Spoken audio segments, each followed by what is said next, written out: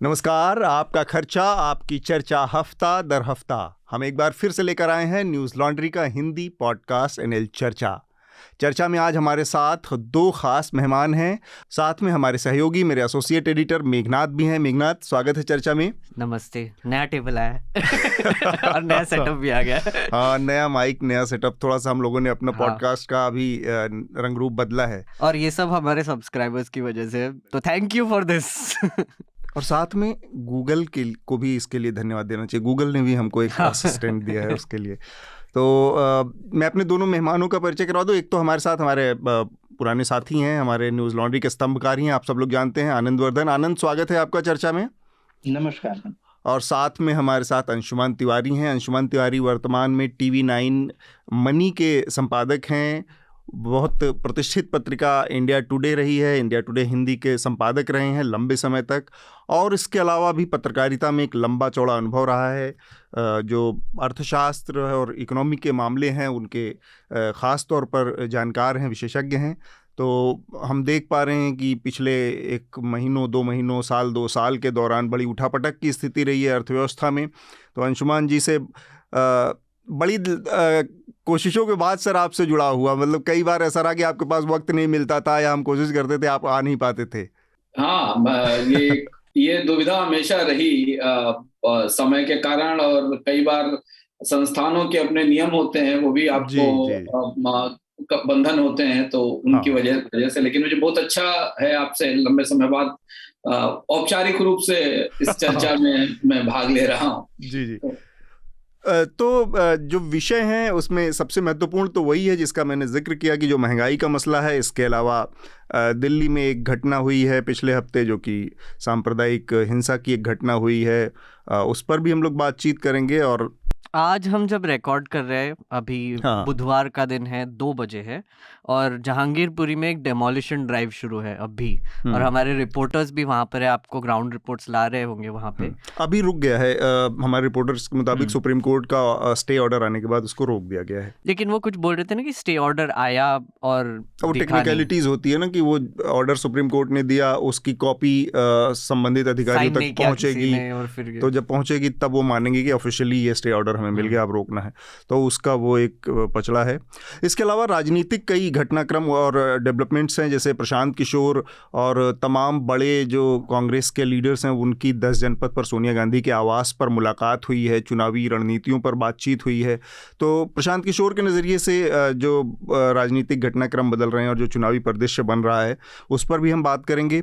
एक और बड़ी दिलचस्प चीज़ है कि प्रधानमंत्री एक नई परिपाटी शुरू कर रहे हैं। वो लाल किले से आज ही, मेरे ख्याल से आज नहीं, कल 21 अप्रैल को वो शाम को देश के नाम संबोधन देंगे लाल किले से। अब तक आपको पता है कि प्रधानमंत्री का एक ही संबोधन लाल किले से होता था। अब उन्होंने एक नई परंपरा शुरू की है। गुरु तेग बहादुर का मेरे ख्याल से उनकी पुण्यतिथि है 21 अप्रैल के आसपास, और उसी के उपलक्ष्य में ये उन्होंने फैसला किया है प्रधानमंत्री ने। तो और भी बहुत सारी जो हफ्ते की घटनाएं, इस सुर्खियों के बारे में आगे हम आपको जानकारी देंगे, लेकिन जो मुख्य विषय हैं जिन पर बात होनी वो यही हैं।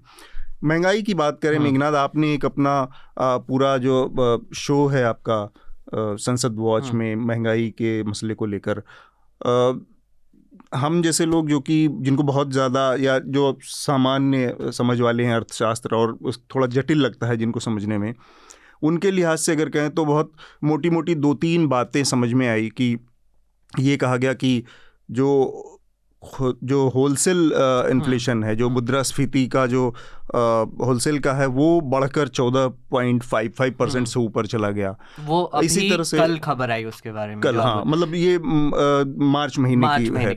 30 ईयर हाई है ये, मतलब 1992 से अभी तक का सबसे ऊपर है।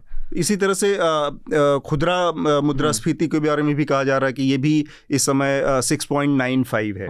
तो थोड़ा सा अगर आप इसको बेसिक इसकी समझ बना पाएँ कि भाई इससे फ़र्क क्या पड़ता है, बदलाव क्या होता है, चीज़ें कैसे बदलती हैं, लोगों की ज़िंदगी कैसे प्रभावित होती है। एक तो बहुत बेसिक समझ इतनी हमें तो मालूम है कि महंगाई बढ़ रही है, तो हमारा खर्च बढ़ रहा है, हमारे जेब में जो इनकम हो रही है वो कम आ रही है, उसके बनिस्बत जो खर्च हो रहा है वो ज़्यादा हो रहा है। इसके इतर और कैसे चीजें प्रभावित होती हैं, ओवरऑल अर्थव्यवस्था कैसे प्रभावित होती है, फिर हम अंशुमान जी से भी इस बारे में बात करेंगे। तो बेसिक अंडरस्टैंडिंग अगर बनानी होगी तो एक सिंपली जैसे हम बोल सकते हैं कि इन्फ्लेशन का मतलब है कि आपके आसपास की जो गुड्स एंड सर्विसेज है उसकी प्राइसेस बढ़ रहे हैं। तो जैसे आपने कहा एक होलसेल प्राइस इंडेक्स होता है और एक कंज्यूमर प्राइस इंडेक्स होता है। तो रिटेल इंडेक्स जो है वो अभी 7% के आसपास पिछले महीने में पहुंच गया है। तो हो क्या रहा है कि ये क्यों हो रहा है इसके बारे में बात करना हमें बहुत ज़रूरी है स्टार्टिंग में। और अंशुमन जी आप भी मुझे करेक्ट कर सकते हैं अगर मैंने कुछ गलत बोला तो पहली बात तो ये है कि वॉर की वजह से यूक्रेन और रशिया के बीच में जो वॉर हुआ उसकी वजह से कुछ गुड्स के एक तो सप्लाई चेन्स टूट गए हैं और रशिया दुनिया का तीसरा सबसे बड़ा ऑयल सप्लायर है।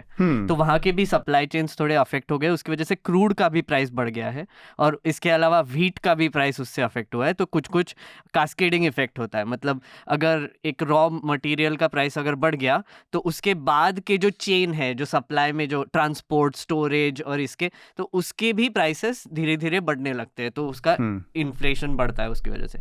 और दूसरी चीज़ जो है जिसकी वजह से इन्फ्लेशन और बढ़ता है और वो एक्चुअली आरबीआई की टेरिटरी में आता है और वो आई थिंक अंशुमन जी ज़्यादा अच्छे से बता पाएंगे कि हमारा जो बोरोइंग करने का जो इंटरेस्ट रेट है जिसको रेपो रेट बोलते हैं, जो आरबीआई ब्याज जो देते हैं, तो वो 4% पे चल रहा है।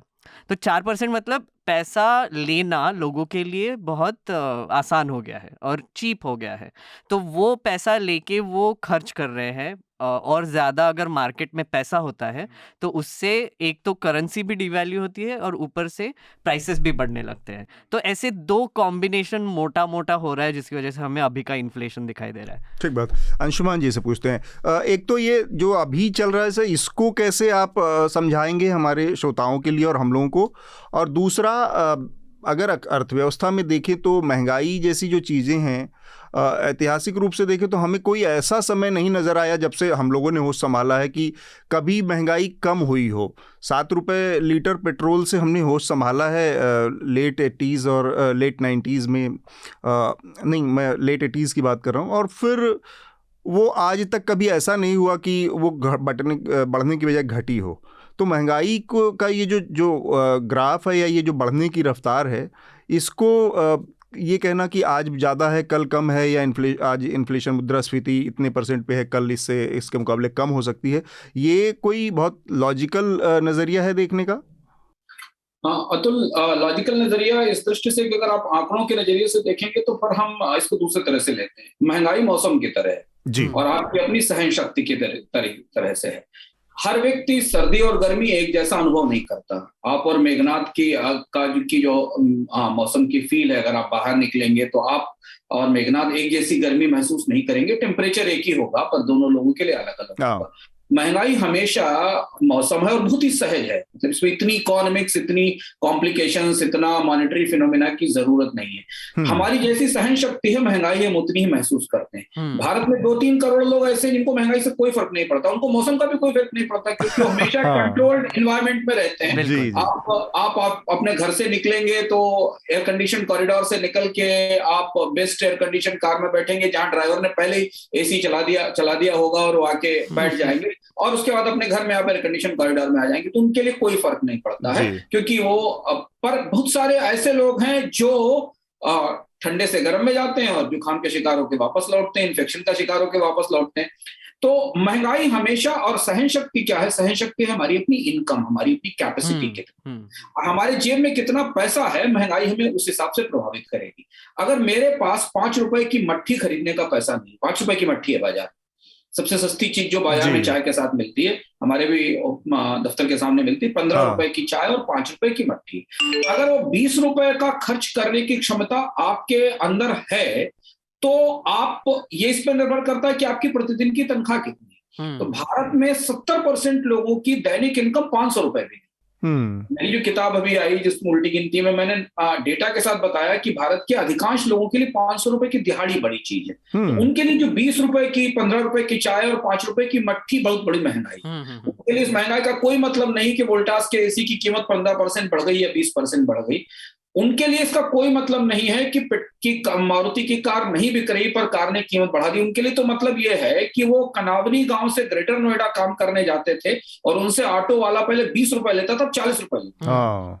वो कार वाले नहीं है, वो कभी कार वाले बन भी नहीं सकते, वो पूरे जीवन भर ऑटो में, रिक्शा में चल के खत्म हो जाएंगे, उनके फ्यूचर में कोई होप भी नहीं है, लेकिन उन्हें ये महंगाई यहाँ प्रभावित करती है। तो पहले मैं महंगाई को समझने के अपने तौर तरीकों को आर्थिक अभिजात्य से बाहर निकालना। अर्थव्यवस्था के साथ अतुल एक बड़ी समस्या ये है कि इसके साथ इसकी सारी व्याख्याएं इस तरह से की जाती है जैसे no you can not understand it, it's not your. एक तो वोकैबुलरी का भी मसला आता है बार-बार कि इतना नहीं सकते, आपकी बस की बात है, तुमसे नहीं हो पाएगा टाइप का। तो जब भी हम बात करते हैं लोगों से, पॉलिटिशियन से, बाकी लोगों से, इवन बहुत सीनियर पॉलिटिशियन से बात करते हैं, तो नहीं बस ये हमारे समझ में नहीं आता। अरे भाई आप सुबह से शाम तक कमा रहे हो, उसके लिए वही खर्च कर रहे हो, वही पहने हो, वही खा रहे हो, वही बैठे हुए हो, और जो आप कमा रहे हो खा रहे हो वही आपको समझ में नहीं आता, तो फिर आपको वो चीजें समझ में कैसे आ जाती है जो हो ही नहीं रही आपके आसपास। पिछले 2 हफ्तों से मतलब हमारा एक सीरीज चल रहा है संसद वॉच में महंगाई के ऊपर, इन्फ्लेशन पे। तो अब ना मैं ऐसे आंखें बंद करता हूँ तो मुझे ग्राफ्स दिखाई देते हैं कि कितना, मतलब जैसे मैंने आरबीआई का स्टेटमेंट पढ़ा जो मॉनेटरी पॉलिसी का है, लंबा चौड़ा स्टेटमेंट है, पर उसमें ऐसे लगता है कि हमको ढूंढ के मीनिंग निकालना पड़ता है। तो मोटा मोटा उनका कहने का मतलब ये है कि भैया एक्चुअली वॉर चालू है और ये सप्लाई चेन टूट गए हैं और इसलिए महंगाई बढ़ रही है, क्रूड बढ़ रहा है, इसलिए सब कुछ है, तो अब झेलिए इसको। तो ये वो जो महंगाई की जो अभिजात्य व्याख्या है ना, जिसको मैं एरिस्टोक्रेटिक व्याख्या कहता हूं, जिसमें आप समझ ही नहीं सके जो आप महसूस कर रहे हैं वो आप समझ ही नहीं सके, जबकि आप मौसम महसूस कर रहे हैं। आप जितनी बार दिन भर में ये कहते हैं कि गर्मी बहुत बढ़ गई है, उसके 1/3 बार भी नहीं कहते महंगाई बहुत बढ़ गई। महसूस आप दोनों चीजें कर रहे हैं, पर जैसे आप मौसम महसूस करें वैसे महंगाई महसूस करें। अच्छा, महंगाई हमेशा आपकी जीवन जीने की लागत है, और जीवन जीने की लागत इस आधार पर निर्भर होती है कि आपकी कमाई कितनी है। हर व्यक्ति के लिए ये बेसिक फिनोमेना है कि अगर मेरी सहन शक्ति गर्मी सहने की ज्यादा है तो मैं धूप में भी काम कर लूंगा, रिक्शे वाला चला लेगा और उसे दिक्कत नहीं होगी, और अगर एक बहुत एयर कंडीशन एनवायरनमेंट में आया तो सर्वाइव नहीं कर पाएगा। तो पहली चीज समझना जरूरी ये है कि महंगाई की चर्चा यहाँ से शुरू होनी चाहिए कि हमारी जेब कितनी है, हमारी इनकम क्या है। और भारत चूंकि दुनिया में सबसे अधिक इनकम इनइक्वालिटी वाला, और इनकम इनइक्वालिटी तो एक क्लिशेड वर्ड है, इनकम वेरिएंस वाला देश है। भारत में इनकम का वेरिएंस इतना ज्यादा है कि 60% लोग 500 रुपए प्रतिदिन की इनकम वाले लोग हैं।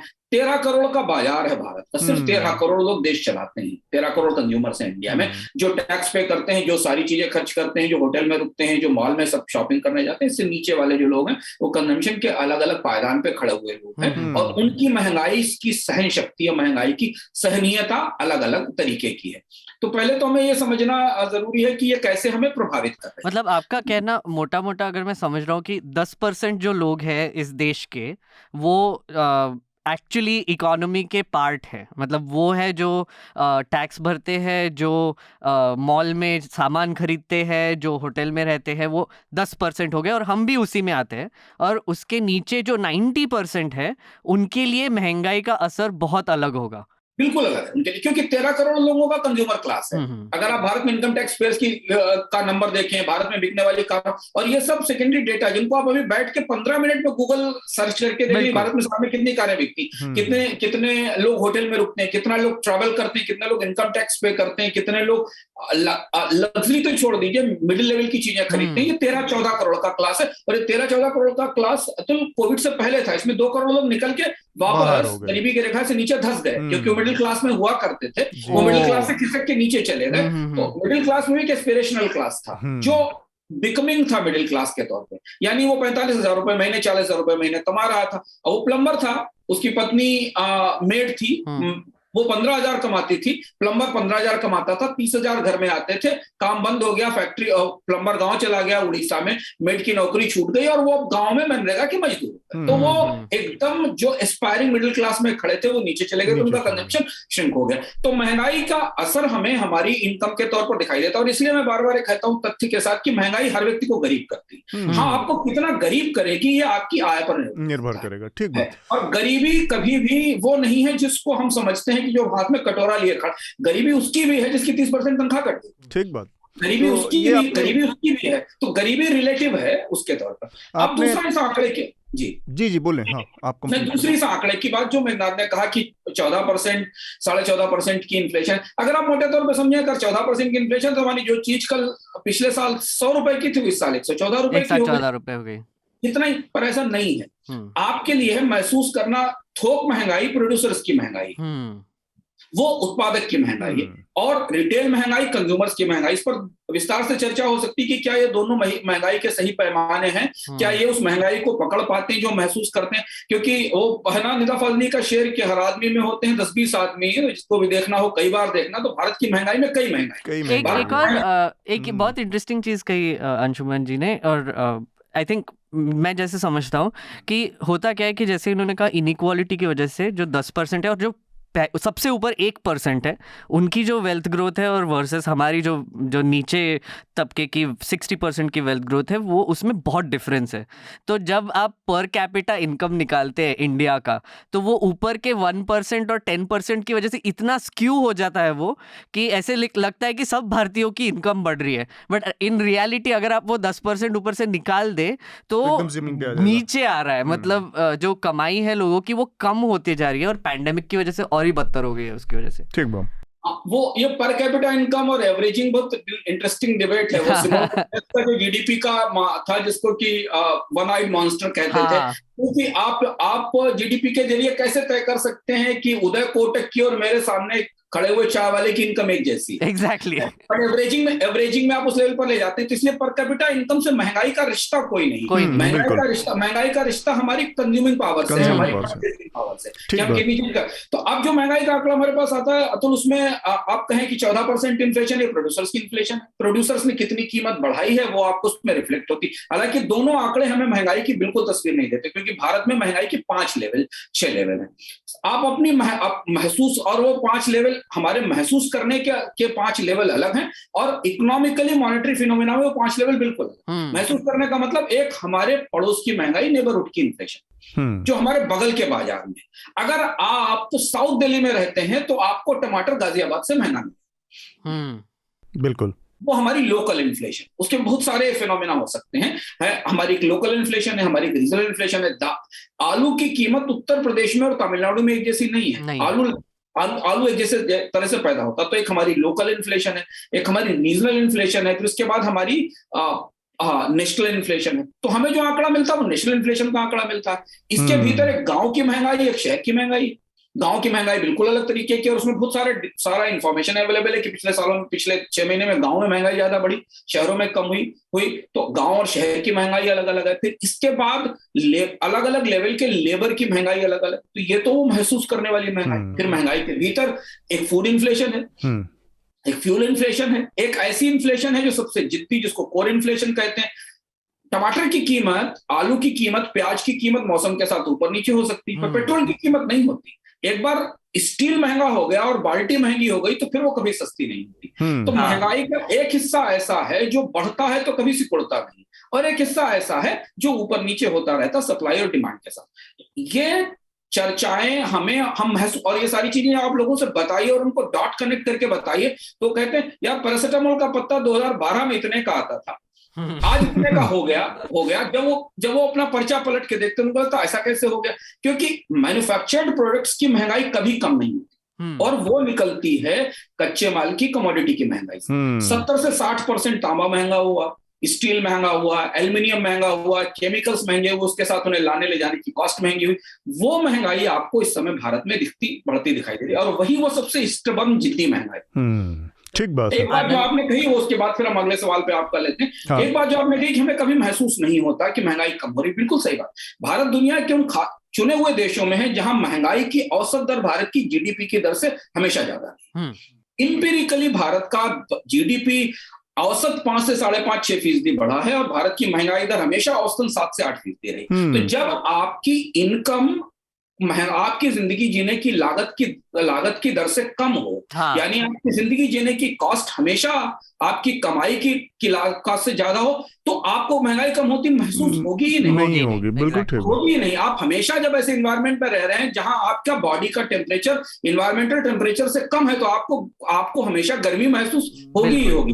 ये इंपॉर्टेंट फैक्टर हमारे लिए समझना जरूरी है। मैं एक सवाल पूछना चाहता था अंशुमन जी से, आपने जो पूछा उसी से थोड़ा सा रिलेटेड है कि एक तो आरबीआई जब इन्फ्लेशन कंट्रोल करने की कोशिश करता है, मैं एक्सक्लेमेशन पॉइंट्स में बोल रहा हूँ, तब दो चीज़ें करता है। एक तो पैसे बढ़ाता है या कम करता है, मतलब क्वांटिटी ऑफ मनी जो सर्कुलेशन में है वो बढ़ाता है या कम करता है।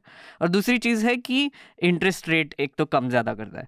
तो उससे क्या होता है कि लोन लेने की का जो प्राइस है वो कम ज़्यादा होता है और लोग उसी के बेसिस पे डिसीजंस लेते हैं, ट्रिकल डाउन होता है। और फिर बैंक्स अगर कम ब्याज दे रहे होंगे तो ज़्यादा लोन देंगे, अगर महंगा होगा तो कम लोन लेंगे, और उसकी वजह से मार्केट में पैसा बढ़ता है और इन्फ्लेशन पे उसका इफेक्ट होता है। मुझे ये लॉजिक तो समझ में आता है अंशुमन जी कि मतलब इंटरेस्ट रेट बढ़ाने कम करने से ये होता है, लेकिन मेरा सवाल ये था कि क्या ऐसा कहा जा सकता है कि हमारी बैंक्स जो है आज के दिन की बैंक्स हैं, उनको मैंडेटरी ये किया गया है कि 4% तक आपको डिपॉजिट्स रखने और आप फिर 100% वो लोन दे सकते हो, मतलब 96 रुपीज़ का लोन दे सकते हो। तो हमारे यहाँ पे जितना लोन घूम रहा है अभी मार्केट में, क्या वो मेड अप मनी है? मतलब आरबीआई ने वैसे तो 4% रखा है, बट क्या ये कह सकते हैं कि बैंक्स के पास भी पैसा बढ़ाने का एक तरीके का ये मौका है? एक बहुत बेसिक सवाल है। हाँ, नहीं मेघनाथ, आपका सवाल अच्छा है, बट ये थोड़ा बैंकिंग के रेल में चला जाता है। इन्फ्लेशन के साथ इन्फ्लेशन से अलग हो जाता है, चला जाता है। तो उसके लिए फिर आपको एक और चर्चा रखनी पड़ेगी कि भारत की बैंकिंग कैसे काम करती है। लोगों को, अधिकांश लोग ये समझ नहीं पाते कि भारत की बैंकिंग अमेरिका की, यूरोप की, जापान की, चाइना की बैंकिंग से बिल्कुल अलग क्यों है और भारत की बैंकिंग कैसे काम करती है। भारत की बैंकिंग के बारे में हमेशा ये बताया जाता है कि इस बैंकिंग में सस्ता कर्ज दिया जाता, जबकि जितने लोग बैंक में डिपॉजिट रखते हैं उसमें से 11% लोग भी लोन नहीं लेते हैं। तो भारत की बैंकिंग इतनी डिपॉजिटर्स की बैंकिंग है और यूरोप की बैंकिंग या अमेरिका की बैंकिंग क्रेडिटर्स की बैंकिंग है, क्योंकि वहां के बैंक करेंसी सप्लाई करते हैं। तो एक दूसरी डिबेट है भारत के बैंकों की और अमेरिका के बैंकों की। और वो जो सवाल आपने पहले शुरुआत में पूछा था और जो अतुल ने पूछा, उस पर महंगाई से जोड़ते नहीं तो हम बैंक में घुस जाएंगे, बैंक में चले जाएंगे तो दूसरी चर्चा में चले जाएंगे। हाँ, मिल्टन फ्रीडमैन हमेशा ये कहते थे कि inflation is always monetary phenomena. But Milton Friedman जब कहते थे कि inflation is always a monetary phenomena, उनका कॉन्सेप्ट वेस्टर्न कॉन्सेप्ट था। इन्फ्लेशन के बाजार में पैसा बढ़ाने से महंगाई बढ़ने का जो पूरा सिद्धांत है वो इस बात पर निर्भर था वेस्टर्न इकोनॉमी में कि आप जॉब बढ़ाएंगे, लोगों की इनकम बढ़ेगी, इनकम बढ़ेगा तो उनके हाथ में ज्यादा पैसा आएगा, और जब उनके हाथ में ज्यादा पैसा आएगा तो ज्यादा खर्च करेंगे और मार्केट में महंगाई। ये बेसिक फंडा था जिस फंडे के आधार पे पूरी दुनिया में इन्फ्लेशन मैनेजमेंट, इन्फ्लेशन टारगेटिंग की पॉलिसीज चलती थी। भारत में इन्फ्लेशन मॉनेटरी फिनोमेना नहीं है और किसी तरह से नहीं है, लेकिन चूंकि हमारा रिजर्व बैंक हमें उस तरह से समझा नहीं पाता और हम उसे जान नहीं पाते। भारत में इन्फ्लेशन सप्लाई साइड फिनोमेना है। भारत में इन्फ्लेशन शॉर्टेजेस का फिनोमेना है। भारत में इन्फ्लेशन टैक्सेशन का फिनोमेना है। भारत दुनिया में किसी भी चीज का सरप्लस प्रोड्यूसर नहीं। आज आप गेहूं एक्सपोर्ट करने की बात शुरू करें, आपको मालूम है 10 मिलियन टन का सरप्लस है।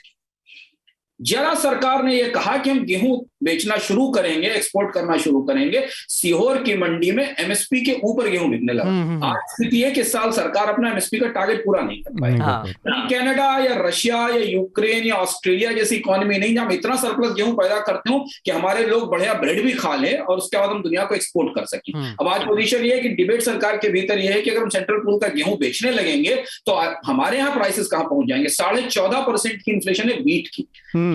भारत ने कभी भी पिछले 7-8 सालों में 10 सालों में व्हीट की इन्फ्लेशन नहीं देखी। व्हीट डिफ्लेशन में था एक्चुअली। एक साल डिमांड सप्लाई मिसमैच हुआ और व्हीट की, गेहूं की इन्फ्लेशन 14-14.5% हो गई। और अब ये चर्चा की जा रही है कि साहब गेहूं एक्सपोर्ट मत करिए, नहीं तो यहाँ गेहूं बिकने लगेगा 3,000 रुपए, 32 रुपए पर क्विंटल, आपके यहाँ खाने की दिक्कत हो जाएगी। तो हम सरप्लस इकोनॉमी नहीं। तो जो सरप्लस इकोनॉमीज हैं वहां इन्फ्लेशन का मेजरमेंट, इन्फ्लेशन को मैनेज करने के सिद्धांत अलग होते हैं। भारत शॉर्टेजेस की इकोनॉमी, यहां एक झटके में एक छोटे से मार्केट में शॉर्टेज हो जाती है। एक जगह अगर ऑटो स्ट्राइक हो जाए तो शॉर्टेजेस होती है। इतने स्टॉक्स नहीं है हमारे ट्रेडर्स के पास, क्योंकि इनके पास वर्किंग कैपिटल नहीं है। वो 3 दिन का माल रखते हैं, 3 दिन बाद फिर हो जाते हैं डिस्ट्रीब्यूटर से, फिर माल उठा लाते हैं। बिल्कुल। तो हम जिस इकोनॉमी में, वहां मॉनेटरी फिनोमेना नहीं। अब जब भी रिजर्व बैंक ये कहता है कि इन्फ्लेशन टारगेट कर रहा है या वो ब्याज दरों में बढ़ोतरी कर रहा है, तो हमें ये समझना पड़ेगा कि भारत में इकोनॉमी का कितना छोटा हिस्सा कर्ज लेता है, और वो कर्ज जिस खिड़की के जरिए जा रहा है वो पाइपलाइन बहुत छोटी है। उससे वो सबसे महत्वपूर्ण चीज समझना है कि इन्फ्लेशन की सारी टारगेटिंग, ब्याज दरों में जो कमी है, वो सिर्फ और सिर्फ सरकार के लिए, क्योंकि भारतीय बाजार में सरकार सबसे बड़ी बारोवर है। सर एक जो मिनट आपको, अगर 100 रुपए का कर्ज बैंक देते हैं सर, तो उसमें अधिकांश का तो सरकार ले रही है। तो जिस आप बैंक में 4% के रिजर्व की बात करें, 4% का उनका CRR है, पर इसके साथ उनका SLR भी है जी। उन्हें अपने डिपॉजिट का एक हिस्सा सरकार के बॉन्ड में डालना पड़ता है। इसलिए RBI कहता है कि हम इन्फ्लेशन को टारगेट करें, पर इन्फ्लेशन टारगेट होती दिखती नहीं। आप जो इन्फ्लेशन महसूस कर रहे हैं, सरकार के आंकड़े जो इन्फ्लेशन बताते हैं, WPI से जो इन्फ्लेशन दिखती है और जो CPI से इन्फ्लेशन दिखती है, वो रिजर्व बैंक के आंकड़ों से कहीं ज्यादा महसूस होती है। तो आपको सर रोकना चाह रहा हूं मैं, क्योंकि आपको जाना भी है, थोड़ा समय का ध्यान रखते हुए। एक और सवाल है जो बार बार कहा जा रहा है कि ये जो लड़ाई छिड़ गई अचानक से, इसने भी एक बड़ा रोल निभाया है।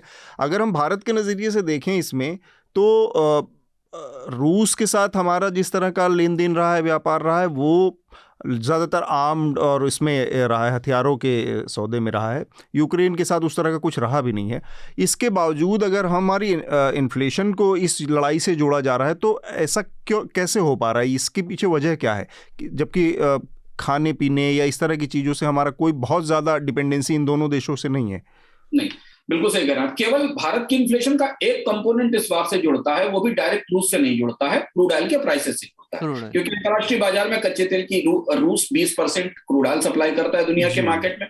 हालांकि रूस का क्रूड ऑयल सैंक्शन से बाहर है, लेकिन अंतर्राष्ट्रीय बाजार में रूस का क्रूड खरीदने वाले लोग नहीं है, क्योंकि उनको पेमेंट की क्राइसिस है। स्विफ्ट से बाहर अगर आप कच्चा तेल खरीद लेंगे तो पैसा कौन देगा?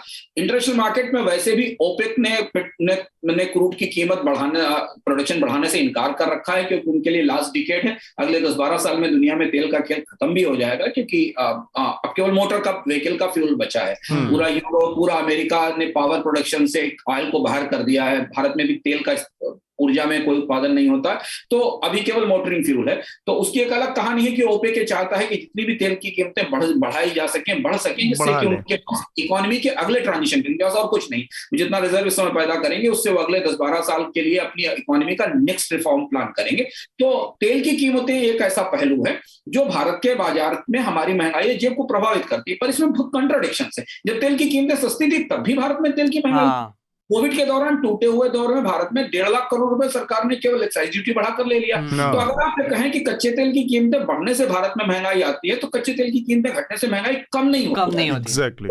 तो ये फैक्टर, इसके अलावा रूस से हमारे पास जो सीधा असर पड़ रहा है वो 2 चीजों पर पड़ता है। एक फर्टिलाइजर से पड़ता है, क्योंकि हम फर्टिलाइजर का मटेरियल इंपोर्ट करते थे, पोटाश वगैरह, जिसकी कीमतें, लेकिन उसकी कीमतें नहीं बढ़ी है, सरकार पर सब्सिडी का बर्डन बढ़ गया है, सरकार फर्टिलाइजर पर सब्सिडी देती। एक चीज जो सीधे हमारी जेब तक रूस के युद्ध से पहुंच कर आ रही, सीधे आ रही है, वो है एडिबल ऑयल की महंगाई। क्योंकि हम एडिबल ऑयल में सनफ्लावर ऑयल वहां से मंगाते थे और सनफ्लावर ऑयल की कीमतें बढ़ी हुई है। हालांकि इसमें भी हमारा डिपेंडेंस पाम पर ज्यादा है, सनफ्लावर पर कम है। उस पे सरकार ने ड्यूटी भी कम कर दी है, राइट? ड्यूटी भी कम की है, लेकिन एडिबल ऑयल की महंगाई मलेशिया और इंडोनेशिया में पाम के ऑयल के प्राइसेस बढ़ने के कारण आई। अब यहाँ ये महंगाई कंट्रोल हो सकती थी, टैक्सेशन के इंटरवेंशन से, सरकार के प्रोएक्टिव इंटरवेंशन से हो सकती थी। बाकी जो महंगाई आज हमें दिख रही है, ये अंतरराष्ट्रीय बाजार में जो कमोडिटी के प्राइसेस बढ़ना शुरू हुए हैं उनसे निकलकर हमारे पास आ रही है। तो इनडायरेक्टली पेंटअप डिमांड थी, दुनिया में सप्लाई साइड क्रंचेस थे, स्टील महंगा हुआ, निकल महंगा हुआ, तांबा महंगा हुआ, एल्युमिनियम महंगा हुआ। भारत में वो महंगाई लोगों तक पास ऑन कर दी गई। जो महत्वपूर्ण बात समझना जरूरी है कि भारत की कंपनियां सेंसिटिव नहीं है हमारी जेब के लिए, सरकार हमारी जेब के लिए सेंसिटिव नहीं है, क्योंकि कंपनियां तुरंत प्राइस इंक्रीज पास ऑन कर देती हैं, प्राइस डिक्रीज पास ऑन नहीं करती। यदि कम होता है तो भारत में कीमतें कम नहीं होती। अगर आप नेशनल एंटी प्रॉफिटरिंग अथॉरिटी का रिकॉर्ड जाकर देखें तो वहां जीएसटी की कमी के बाद प्राइस ट्रांसफर ना करने के, प्राइस का ट्रांसफर ना करने के कम से कम 50 केस पड़े हुए हैं। हर बड़ा ब्रांड वहां मुकदमे में फंसा हुआ है, जिन्होंने जीएसटी कट के बाद अपनी प्राइस कम नहीं किए। पर जैसे ही प्राइस बढ़ते हैं, लोग तुरंत, कंपनियां उसका की प्राइस की इंक्रीज ट्रांसफर कर देती। देखिए हिंदुस्तान लीवर 4 महीने में 5 बार कीमतें बढ़ा चुका है। सर्फ मैगी 12 रुपए 14 रुपए की हो गई, सर्फ एक्सेल डव आपके आसपास जो चीजें आप छुइए सबकी कीमतें बढ़ गई। तो यहाँ इंडस्ट्री तुरंत पास ऑन करती है, क्योंकि इंडस्ट्री की प्रॉफिटेबिलिटी उससे बेहतर होती है। तो यहाँ जो इन्फ्लेशन का कंट्रोल है ना अतुल, वो कंट्रोल आरबीआई का कंट्रोल है ही नहीं, वो कंट्रोल नॉर्थ ब्लॉक का कंट्रोल। लेकिन मेरा यही एक आखिरी जो सवाल था इसी के बारे में आपसे कि अब जो बोल रहे हैं कि रेपो रेट बढ़ नहीं रहा है, रेपो रेट बढ़ नहीं रहा है, पर बाकी के अगर आप बैंक्स देखेंगे, जैसे अमेरिका में भी बढ़ गया, इंग्लैंड में आई थिंक 7वीं बार बढ़ाया, साउथ अफ्रीका में, चिले में, ब्राजील में, हर जगह में पिछले 1-2 साल में सेंट्रल बैंक्स ने रेट बढ़ा लिया है। आपने एक कहा था कि इंडिया का बैंकिंग और वहाँ का बैंकिंग बहुत अलग है, लेकिन फिर भी मैं ये सवाल करना चाहूँगा आपसे कि क्या आरबीआई के रेट बढ़ाने से, चलो 6% अगर तक लेकर गए, 4% से 6% तक रेपो रेट, तो क्या उससे इन्फ्लेशन पे फर्क पड़ेगा ही नहीं? मेरे कोई फर्क नहीं पड़ेगा, क्योंकि आरबीआई का रेपो रेट एक तरह से इनइफेक्टिव इंस्ट्रूमेंट हो गया है। भारत में जो रेट है ब्याज की, वो सरकार के 10 साल की बॉन्ड यील्ड है, 7.5% पे खड़ी, 7.25% पे। उस बॉन्ड यील्ड को सरकार जिस रेट पर कर्ज लेती है, देश का सबसे बड़ा बारोवर जिस रेट पे कर्ज लेता वही बेंचमार्क यील्ड है। और इसलिए आप देखिए आरबीआई अपनी ढपली 4% के रेपो रेट की बजा रहा है। एसबीआई ने कल अपनी एमसीएलआर 10% बढ़ा दी, 10 बेसिस पॉइंट बढ़ा दी। बैंक ऑफ बड़ौदा ने अपनी बेंचमार्क रेट 5% बढ़ा दी। भारत में सारे के सारे, अगर आप रेपो रेट और मार्केट में इफेक्टिव इंटरेस्ट रेट का गैप देखें, तो बाजार ने महंगाई पर रिएक्ट कर दिया है। बाजार ये नहीं देख रहा है क्योंकि उसको रिजर्व बैंक से पैसा लेना ही नहीं है। बैंकों के पास इतना सरप्लस पैसा, ये बड़ा महत्वपूर्ण मसला है, बहुत अच्छे तरीके से उन्होंने बाजार, तो इसलिए बाजार में ब्याज दरें बढ़ने लगी। अगर आप कहीं भी जाके देखिए, होम लोन के रेट बढ़ने लगे, बैंक्स ने बढ़ा दिया। आरबीआई क्यों नहीं बढ़ा रहा है? इसकी सबसे बड़ी वजह है कि आरबीआई जब रेट बढ़ाएगा, जब 4%, ऐसा समझना बहुत इंटरेस्टिंग चीज है, आरबीआई से बैंक जो जिस रेट पर कर्ज लेते हैं वो 4% है, पर वही बैंक जब सरकार को कर्ज दे रहे हैं तो 7.5% पे दे रहे हैं, क्योंकि सरकार के बॉन्ड में 7.5% लगा रहे हैं। आरबीआई अगर उसको 4% से बढ़ाकर मेघनाथ 5% कर देगा, तो सरकार की बॉन्ड यील्ड 7.5% 9% हो जाएगी, 8%। और सरकार का कर्ज जितना सस्ता रखा जा सके, रिजर्व बैंक की पहली जिम्मेदारी है, क्योंकि रिजर्व बैंक डिफैक्टो भारत सरकार का मर्चेंट बैंक है।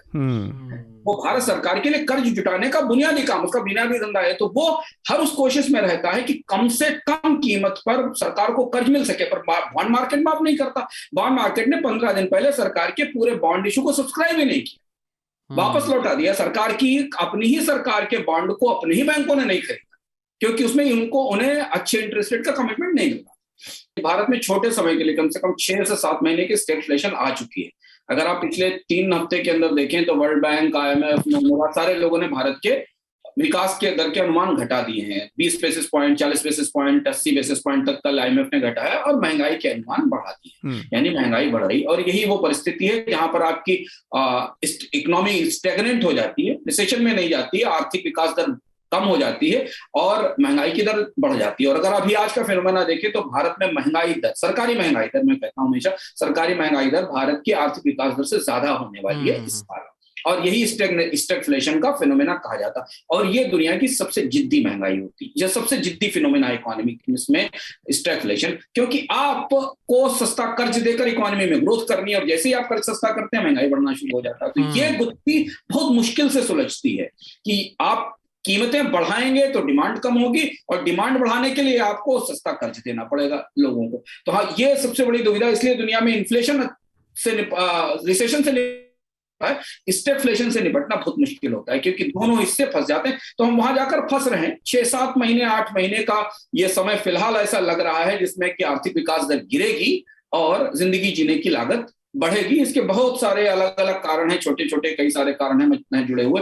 ये बात आनंद सही कह रहे हैं, खुलकर कोई भारत में नहीं कहेगा, कोई मर्चेंट, कोई सरकारी अधिकारी या बैंक या नीति आयोग नहीं कहेगा, लेकिन आप आंकड़े देख लें तो आपको खुद ये बात समझ में आ जाएगी कि स्टैगफ्लेशन यही होती है जिसकी तरफ हम बढ़ रहे हैं। ठीक बात। तो आपका रिकमेंडेशन ले लेते हैं सर, इसके बाद हम जो हमारा इस चर्चा का वीडियो वाला हिस्सा है उसको रोकेंगे, और बाकी का पूरा पॉडकास्ट सुनने के लिए आपको हमारे तमाम पॉडकास्ट प्लेटफॉर्म पे जाना होगा। आपका रिकमेंडेशन क्या होगा सर हमारे श्रोताओं के लिए इस हफ्ते? किताब के तौर पर अगर आप जानना चाहते हो कि कोई पुस्तक, तो पुस्तकें बहुत सारी अलग अलग तरीके की पढ़ रहा हूँ। वाक्लाव स्मिल की एक किताब है, अच्छी किताब है, कनाडा के इकोनॉमिस्ट हैं, micro organisms to micro cities ना, वो किताब मैं पढ़ रहा हूँ भी, हाल में मैंने खत्म की है। अनिरुद्ध कानीशेट्टी की बहुत अच्छी किताब है लॉर्ड ऑफ डेकन्स, हिस्ट्री का एक बड़ा हिस्सा जो हमें नहीं पता था, चालुक्य चोल और राष्ट्रकूटास का, उसकी वो भी किताब मैं 1-2 दिन में खत्म करने वाला हूँ। तो किताबें बहुत सारी अलग अलग व्यवस्था के तौर पर हैं, लेकिन हाँ इस समय जो सबसे महत्वपूर्ण चीज मैं समझने की कोशिश कर रहा हूँ वो ऑयल और एनर्जी इकोनॉमी के तौर पर है, क्योंकि वर्ल्ड का जो एनर्जी सिनेरियो है वो ट्रांसफॉर्मेशन में जा रहा है। और उसको मुझे लगता है सबसे अच्छी किताब डेनियल एर्गिन की अभी किताब आई है, पावर प्ले। डेनियल एर्गिन ऑयल के एक्सपर्ट हैं, उन्होंने एक नई किताब लिखी है जो क्लाइमेट चेंज, ऑयल और उसकी पॉलिटिक्स पर, वो अगली 3 किताबें, तीसरी किताब मैंने अभी पढ़ना शुरू की है। जी, बहुत बहुत शुक्रिया सर। बहुत शुक्रिया, धन्यवाद, धन्यवाद मेघनाथ।